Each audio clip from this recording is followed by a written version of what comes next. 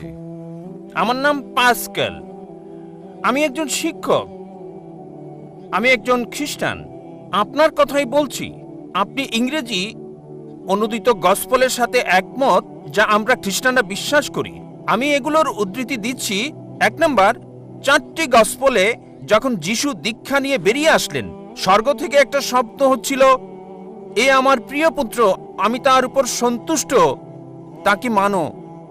একইভাবে 2 নম্বরে আছে, মাউন্ট টাবুরে তাকে পবিত্র করা হলো, তার মুখমণ্ডল সূর্যের মতো দেখাচ্ছে, স্বর্গ থেকে শব্দ বেরিয়ে আসছে, এ আমার প্রিয় সন্তান, আমি তার উপর সন্তুষ্ট, তোমরা তার কথা শোনো। অনেক সময় তিনি শয়তানকে তাড়াতেন। তারা মানুষের কাছে এসে বলতো, হে ঈশ্বরের সন্তান, কেন আমাদের অত্যাচার করছো সময়ের আগে? আবার বড় যাজকের সামনে যাজক যখন তাকে বলল, মহাপ্রভুর শপথ, তাকে বললাম, তুমি কি ঈশ্বরের পুত্র? তখন যিশু বলল, তুমি এটা বলছো। আর যাজক 5 নম্বর অনুচ্ছেদ বলছে, প্রধান যাজক যখন তারা যিশুকে অভিযুক্ত করলো, পিলাতের সামনে বলল, এই লোকটি বলছে সে ঈশ্বরের পুত্র, ধর্মমতে সে অভিকে ক্রুশবিদ্ধ করতে চায়। পিলাত এটা জানতেন না, সেজন্য তা যিশুকে ক্রুশে চড়াতে চাইলেন। তাহলে সে নিজেকে ঈশ্বরের পুত্র দাবি করেছিল, যদিও সে সরাসরি বলেনি আমি ঈশ্বরের পুত্র, পরোক্ষভাবে বলেছে। ধরুন আপনি ডাক্তার জাকির নায়েক, আপনি এমবিবিএস ডাক্তার, আর আপনি বললেন, হ্যাঁ ভাই আপনি বলেছেন, এর মানে এই নয় আপনি নিজে বলেছেন আমি ডাক্তার জাকির নায়েক এমবিবিএস। একইভাবে যদিও যিশু নিজে বলেননি আমি ঈশ্বরের পুত্র, তিনি সম্মতি দিয়েছেন, সম্ভবত ভদ্রতার খাতিরে তিনি বলেননি আমি ঈশ্বরের পুত্র। আবার আরেকটি উদাহরণ। ভাই, আপনার প্রশ্ন ইতিমধ্যে 5টা অনুচ্ছেদের উদ্ধৃতি দিয়েছেন, কোনোটারই রেফারেন্স বলেননি। না না, আমি এটার জন্য প্রস্তুত না, তাই আর বলছি না। আমি রেফারেন্সটা বলে দেবো, কোনো সমস্যা নেই, আমি রেফারেন্সটা বলে দেবো, আপনাকে সাহায্য করবো ভাই, আমি আপনাকে সাহায্য করতে চাই ভাই, কোনো সমস্যা নেই। আপনার প্রশ্নটা কি? আপনি কি এই 5টা অনুচ্ছেদ বলে বোঝাতে যাচ্ছেন যিশু ঈশ্বর দাবি করেছিলেন? হ্যাঁ। ঠিক আছে, আমি উত্তর দিচ্ছি। আমার চ্যালেঞ্জ ছিল একটা মাত্র স্পষ্ট বক্তব্য বের করে দেখান পুরো বাইবেল থেকে, যেখানে যীশু খ্রিস্ট ভাই সাল্লাল্লাহু আলাইহি সাল্লাম নিজে বলেছেন আমি ঈশ্বর, অথবা বলেছেন আমার উপাসনা করো, আমি খ্রিস্টান ধর্ম গ্রহণ করতে প্রস্তুত। একটা মাত্র বক্তব্য দেখাতে পারেন নাই স্পষ্টভাবে বলা সম্পূর্ণ বাইবেল থেকে, যেখানে যীশু খ্রিস্ট ভাই সাল্লাল্লাহু আলাইহি সাল্লাম নিজে বলেছেন আমি ঈশ্বর অথবা আমার উপাসনা করো। এখানেই বাইবেল আছে। আর এটা কিং জেমস ভার্সন। যেহেতু আপনি একজন শিক্ষক, আপনি প্যাস্টরও হতে পারেন। আপনি কি প্যাস্টর? না না না, আমি একজন শিক্ষক। আমি খ্রিস্টান ধর্মের একজন প্রকৃত বিশ্বাসী। ঠিক আছে। রেড লেটার নামে এক ধরনের বাইবেল আছে, যেখানে যিশুর কথাগুলো লাল করা আছে। আপনি 5টি বিষয় উল্লেখ করেছেন, আর এগুলোকে 2 ভাগে ভাগ করা যায়। প্রথমে আপনি এলোমেলো উদ্ধৃতি দিলেন আর সঠিকভাবে উদ্ধৃতি দিলেন না। যা বলতে চেয়েছেন সেটা আছে গসপেল অফ জন 3 নম্বর অধ্যায় অনুচ্ছেদ 16, বলা আছে ঈশ্বর পৃথিবীকে এত ভালোবাসলেন একমাত্র ঔরসজাত সন্তানকে দিয়ে দিলেন, তোমাদের কেউ যদি তাকে বিশ্বাস করে তার মৃত্যু হবে না, চিরস্থায়ী জীবন পাবে। এটা 4 গসপেলেই নাই, এটা আছে গসপেল অফ জন 3 নম্বর অধ্যায় অনুচ্ছেদ 16। এগুলো লিখে রাখেন, পরে চেক করে দেখবেন। গসপেল অফ জন 3 নম্বর অধ্যায় অনুচ্ছেদ 16, ঈশ্বর পৃথিবীকে এত ভালোবাসলেন যে নিজের সন্তানকে উৎসর্গ করলেন, যে কেউ তার উপর বিশ্বাস করবে সে মরবে না, চিরস্থায়ী জীবন পাবে। আবার আপনি উদ্ধৃতি দিলেন 5ম বার শেষ দিকে যে যীশু খ্রিস্ট বলেছেন তিনি ছিলেন ঈশ্বরের সন্তান। আপনি বলেছেন, আপনি কি জানেন বাইবেলে ঈশ্বরের পুত্র এ কথাটা অসংখ্যবার বলা আছে। যদি আপনি বাইবেল পড়েন, আদম ছিলেন ঈশ্বরের পুত্র, আল্লাহ তাকে শান্তিতে রাখুন। ইব্রাহিম ছিলেন ঈশ্বরের পুত্র, ইসরাইল ছিলেন ঈশ্বরের পুত্র। আপনি যদি রোমান্স পড়েন 8 নম্বর অধ্যায়ে বলা আছে তারা সকলেই যারা ঈশ্বরের আত্মার দ্বারা পরিচালিত তারা সকলে ঈশ্বরের পুত্র। আপনি যদি ঈশ্বরের দূত হন আপনি ঈশ্বরের পুত্র। যদি আমি ঈশ্বরের দূত হই আমি ঈশ্বরের সন্তান বাইবেল অনুসারে। কিন্তু তারা বলে না না না না না, যীশু খ্রিস্ট স্বাভাবিক সন্তান না, তিনি ঔরসজাত সন্তান। এবার আপনার শেষ প্রশ্ন ঈশ্বরের পুত্রের ব্যাপারে। বাইবেলে অসংখ্য ঈশ্বরের পুত্রের উল্লেখ আছে। আদম ঈশ্বরের পুত্র, ইব্রাহিম ঈশ্বরের পুত্র, ইসরায়েল ঈশ্বরের পুত্র। যারা ঈশ্বরের আত্মার সাহায্যে পরিচালিত তারা ঈশ্বরের পুত্র। কিন্তু খ্রিস্টান মিশনারিরা বলে না না না, যীশু খ্রিস্ট স্বাভাবিক পুত্র না। আসুন আপনার প্রথম প্রশ্নে, তিনি ঈশ্বরের ঔরসজাত সন্তান। তারপর তারা বলে যা আপনি বলেননি, আমি আপনাকে সাহায্য করছি। গসপেল অফ জন 3 নম্বর অধ্যায় অনুচ্ছেদ 16, ঈশ্বরের পৃথিবীকে এত ভালোবাসলেন যে নিজের সন্তানকে উৎসর্গ করলেন, যে কেউ তাকে বিশ্বাস করবে সে মরবে না, চিরস্থায়ী জীবন পাবে। ভাই, আপনি কি বিগটন শব্দের অর্থ জানেন? বিগটন শব্দের অর্থটা কি? না, বিগটন শব্দটার অর্থ কি? বিগটেন মানে এটা না যা আপনি বুঝেছেন। এটা মানে আমি এটা আপনাকে হতে পারে জিজ্ঞেস না। করছি বিগটন শব্দটার অর্থ কি? হ্যাঁ, আমি জানি।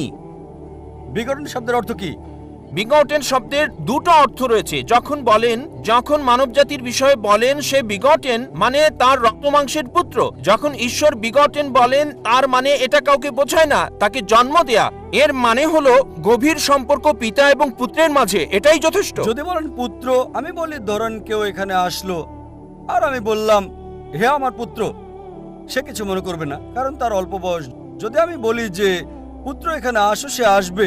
যদি বলি বিগটন স্থান এখানে আসো, সে আমার গালে চড় মারতে পারে। এই অভিযোগ করে যে নাউজুবিল্লাহ আমার দৈহিক সম্পর্ক তার মার সাথে। ঠিক, যদি একটা ছোট বালককে বলি বিগটন সান, বা একটা যুবককে হতে পারে 23 বছরের, আমি 40-এরও বেশি, যদি বলি বিগটন সান এখানে আসো, সে হয়তো আমার গালে চড় মারতে পারে। কেন? বিগটন মানে ঈশ্বরের দ্বারা সায়ার, সায়ার মানে নিম্নজাতের প্রাণীর যৌন ক্রিয়া সম্পর্কিত। আর এ কারণে যদি আপনি রিভাইজড স্ট্যান্ডার্ড ভার্সন বাইবেলটা পড়েন, সংস্করণ করেছে 32 জন উচ্চ পদস্থ খ্রিস্টান পণ্ডিত, যাদের সমর্থন করেছে 50টি খ্রিস্টান চার্চ। তারা বলেছে বিগটন শব্দটি গসপেল অফ জন অধ্যায় 3 অনুচ্ছেদ 16 হচ্ছে অসাড় কথা, একটা মিশ্রণ, একটা প্রতারণা, এবং তারা এটাকে বাইবেল থেকে বাদ দিয়েছে। আপনি কি জানেন? যদি রিভাইজড স্ট্যান্ডার্ড ভার্সন বাইবেল পড়েন, যেটা সবচেয়ে বেশি বিকৃত, সংস্করণ করেছে 32 জন উচ্চ পদস্থ খ্রিস্টান বিশেষজ্ঞ, যাদেরকে সহায়তা করেছে 50টি বিভিন্ন খ্রিস্টান মিশনারি। তারা বলেছে এই বিঘটন শব্দটি হচ্ছে অসাড় কথা, একটা মিশ্রণ, একটা প্রতারণা। এজন্য এই বিঘটন শব্দটা তারা বাদ দিয়েছে।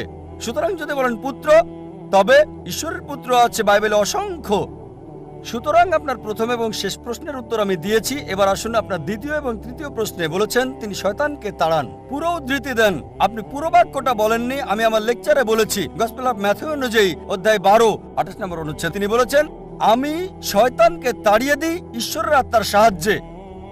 গসপেল অফ লুক অধ্যায় 11 অনুচ্ছেদ 20 আমি শয়তানকে তাড়াই ঈশ্বরের আঙুলের সাহায্যে। এখানে বলছে না যে তিনি একা করেন, তিনি এটা করেন ঈশ্বরের সাহায্যে। এর মানে এই নয় যে তিনি ঈশ্বর।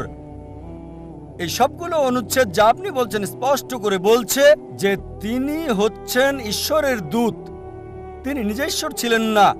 এ কারণে আমি চ্যালেঞ্জ করেছি আপনি পুরো বাইবেলে একটা মাত্র অনুচ্ছেদ দেখান যেখানে স্পষ্ট করে বলা যীশু খ্রিস্ট বা ঈসা আলাইহিস সালাম নিজে বলেছেন যে আমি ঈশ্বর, বা তিনি বলেছেন আমার উপাসনা করো, আমি খ্রিস্টান ধর্ম গ্রহণ করতে প্রস্তুত আছি। যীশু কোথাও কখনো বলেননি যে শুধু যদি আমি বলি পুত্র এখানে আসো, এর মানে এই নয় যে আমার ওরসজাত সন্তান।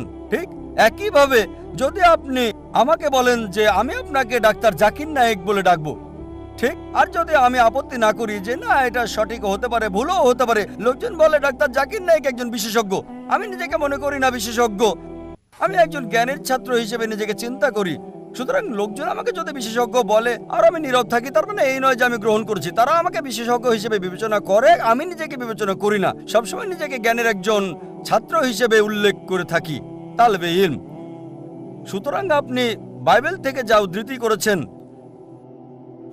বাইবেলের যেখান থেকে করেন রেড লেটার হতে হবে। রেড লেটার মানে যীশু খ্রিস্ট বা ঈসা আলাইহিস সালামের কথা। একটা মাত্র বক্তব্য দেখান, স্পষ্ট অনুচ্ছেদ, পরিষ্কার করে বলা পুরো বাইবেল থেকে যেখানে যীশু খ্রিস্ট বা ঈসা আলাইহিস সালাম নিজে বলেছেন যে আমি ঈশ্বর, বা আমার উপাসনা করো, আমি খ্রিস্টান ধর্ম গ্রহণ করতে প্রস্তুত। ডাক্তার জাকির নায়েক আমার নাম। নারেশ, বিকম পাশ করেছি আমি, আর ফিল্ম ইন্ডাস্ট্রিতে চাকরির চেষ্টা করছি। আর আমার প্রথম প্রশ্ন হলো মানব বিবর্তন নিয়ে। মানব বিবর্তন নিয়ে কোরআন কি বলছে? কারণ একজন মানুষ স্বাভাবিকভাবে চিন্তা করুন, আদম এবং ইভ প্রথম মানুষ, মানে মানব বিবর্তনের কারণ। যদি সেই দিক থেকে ভাবেন, এখন আদম আর ইভ তিনি আমাদের আদি আদি আদি আদি পিতা, আর বলতে পারি আমরা পুত্র আর কন্যার ন্যায় তাদের। তাহলে কিভাবে আমরা নিজেরা আপন ভাই বোনদেরকে বিয়ে করছি? ভাই প্রশ্ন করলেন যে বিবর্তন সম্পর্কে কোরআন কি বলছে। আমরা এসেছি একটি কমন উৎস, আদি আদি আদি পিতামাতা আদম ইব থেকে। তিনি বিবর্তনবাদ সম্পর্কে বলছেন না, এটা সৃষ্টি সম্পর্কে। ভাই আমি একজন মেডিকেল ডাক্তার, MBBS পাশ করেছি। যখন বিবর্তন সম্পর্কে আপনি বলেন বিবর্তন তত্ত্বের, তখন ডারউইনের তত্ত্ব আপনি ভাবতে থাকেন। ঠিক, আমরা বানর থেকে এসেছি, যদি প্রশ্ন এটা হয় তবে আমার ভিডিও ক্যাসেট দেখতে পারেন কোরআন ও আধুনিক বিজ্ঞান, সেখানে বিস্তারিত বলেছি যে সেই থিওরিটা ভুল প্রমাণিত হয়েছে। ডারউইনের থিওরি। আপনার প্রশ্ন হলো, যদি আমাদের উৎস হয় একই আদি আদি আদি পিতামাতা আদম এবং ইভ, তবে কিভাবে আমরা ভাই বোনের মাঝে বিবাহ দেই? এটা আপনার প্রশ্ন, ঠিক? এটা বানরের সাথে সংশ্লিষ্ট না, নয়। এটা বানরের সাথে সংশ্লিষ্ট না। বানরের প্রশ্নে কোরআন এবং আধুনিক বিজ্ঞান দেখতে পারেন। আল্লাহ বলেন পবিত্র কোরআনে সূরা হুজরাতের 49 নম্বর সূরা 13 নম্বর আয়াতে, يا أيها الناس إنا خلقناكم من ذكر وأنثى وجعلناكم شعوبا وقبائل لتعارفوا إن أكرمكم عند الله أتقاكم إن الله عليم خبير। হে মানব জাতি, আমি তোমাদের সৃষ্টি করেছি এক জোড়া পুরুষ এবং নারী থেকে। আদম এবং ইভের কথা বলছে, আল্লাহ তাদের শান্তিতে রাখুন। হে মানব জাতি, আমি তোমাদের সৃষ্টি করেছি এক জোড়া নারী এবং পুরুষ থেকে, এবং তোমাদেরকে বিভক্ত করেছি জাতি ও গোত্রে, যাতে তোমরা একে অপরকে চিনতে পারো, একে অপরকে মন্দ বলবে না। আল্লাহ তাআলার কাছে সেই বেশি সম্মানিত যার তাকওয়া বেশি, খোদাভীরুতা আছে। এবার আপনার প্রশ্নে আসি, যদি আমরা একই উৎস আদি আদি আদি পিতামাতা থেকে আসি, তবে কিভাবে আমরা ভাই বোনদের বিয়ে করছি? এখন বিজ্ঞান আমাদের বলে, যদি আপনি আপনজন ভাই বোন বিয়ে করেন তবে জেনেটিক সমস্যাটা খুব বেশি দেখা দিতে। এ কারণে ইসলাম সহ অন্যান্য প্রধান ধর্মগুলোতেও আপনজন ভাই বোনের মধ্যে বিয়ে করাটা একেবারে নিষিদ্ধ। আপনজনকে বিয়ে করা এটা নিষিদ্ধ। কোরআন বলছে সূরা নিসা 4 নম্বর সূরা 22, 23, 24 নম্বর আয়াতে বলা হয়েছে, তোমাদের জন্য বিয়ে নিষিদ্ধ তোমাদের মাকে, তোমাদের ফুফুকে বিয়ে করতে পারবে না, তোমাদের খালা, আপন বোনকে বিয়ে করা বৈধ নয়। এভাবে আপনদের নাম বলা হয়েছে, একেবারে রক্তের কেউ। এটা কোরআন নিষিদ্ধ করেছে, অনেক ধর্মই নিষিদ্ধ করেছে। এবার চলুন আত্মীয়দের মাঝে বিয়ে করার বিষয়ে একটু জেনে দেখি। এটা ইসলাম নিষিদ্ধ করে না। তৃতীয়, চতুর্থ, পঞ্চম স্তরে অধিকাংশ ধর্ম নিষিদ্ধ করে না, কিন্তু কিছু ধর্ম আপন চাচাতো ভাই বোনের মধ্যে নিষিদ্ধ করেছে। বর্তমান সময়ে বিজ্ঞান আমাদের বলে যে যদি আপনজনদের মধ্যে বিয়ে হয় তাহলে ভাই বোন, ফুফু, খালা, জেনেটিক সমস্যার সম্ভাবনা অনেক বেশি থাকবে। আর যদি এমন হয় যে চাচাতো ভাই বোনের মধ্যে, তখন সম্ভাবনাটা কম থাকে, তবে আছে। তৃতীয়, চতুর্থ আর পঞ্চম স্তরে কোনো সমস্যা নেই। যদি আপনি অপরিচিত কাউকে বিয়ে করেন, সম্পর্কের বাইরের কাউকে, অপরিচিতদের মধ্যে, তারপরও জেনেটিক সমস্যা হতে পারে, এটা অন্য বিষয়, কিন্তু হতে পারে। সুতরাং কোরআনের এই আয়াত যেটা বলছে আদম এবং ইভ আমাদের সবার আদি আদি উৎস, এর জন্য আমরা সবাই মানবজাতি, ভাই ভাই। يا أيها الناس আমরা সবাই মানুষেরা ভাই ভাই।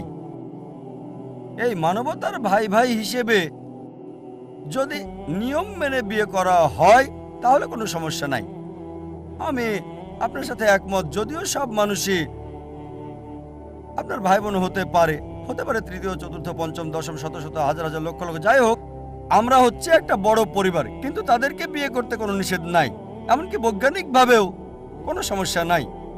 শুধু আপনজনদের মাঝে বিয়ে করলে আপন ভাই বা আপন ফুপু, আপন খালা, জেনেটিক সমস্যার সম্ভাবনা রয়েছে, কিন্তু অন্যদের ক্ষেত্রে নাই। তাই আমি আপনার সঙ্গে একমত, আমরা সবাই মানবজাতি, মানুষ হিসেবে ভাই ভাই। তবে তাদের বিয়ে করতে সমস্যা নাই, ইসলামে নিষেধ নাই, এমনকি বিজ্ঞানও সমর্থন করে। আশা করি আপনার উত্তরটা পেয়েছেন।